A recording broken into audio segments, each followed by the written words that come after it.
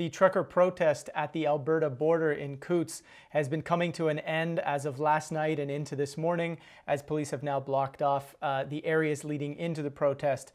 Keep in mind that those protesting in Ottawa don't necessarily see this Coutts protest as an expansion of what they're doing there. It's kind of considered a separate protest on its own. The members of the Ottawa side don't necessarily support what is going on at the Alberta side. So the key indication there is that the idea of peacefully occupying in Ottawa and not necessarily disrupting the supply chain is an important distinction between what's going on in Ottawa and what's going on at the borders. Our own Nicole Murphy is on the ground right now near Coutts. We're going to check in with a few questions here. What's the feeling on the ground? What's going on? Okay, so I'm not actually in Coutts. I'm about 15 kilometers out.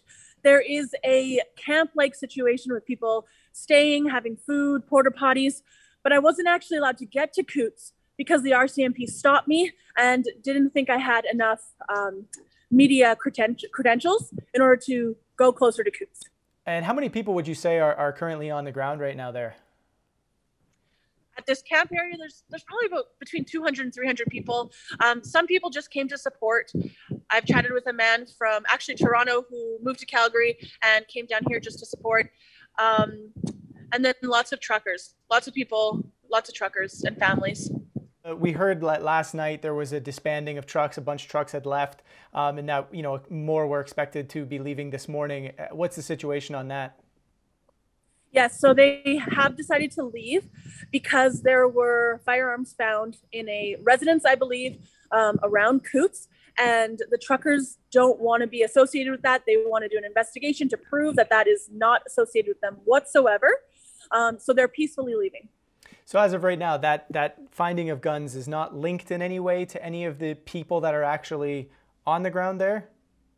According to them, no. And it wasn't found, it was found in a residence, from what I've been able to understand. Right. Is there any sense of sort of plan as to what might be next? I know, they obviously wanted to block this area to get the government's attention about the federal mandates. Is there any movement that might happen after this? So from my understanding, they're actually being relocated to a different area where they will continue to regroup and decide from there. Yeah. Any sense from these people in terms of the morale, the emotions? Are they upset that this is ending in this, way right now, or what's the feeling? It just feels like they're regrouping and they're not quitting.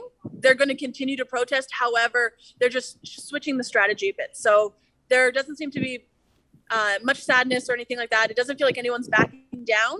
It's just a shift. So I know that just moments ago, the Ottawa police chief just announced his resignation. And what was the reaction there as everybody found out? Yeah, everybody was cheering and like showing their phones around like he just resigned. And so there was a lot of joy happening. Okay, well, thanks so much for your coverage. And if there's any other updates, we'll check back in. Thanks so much, Joe.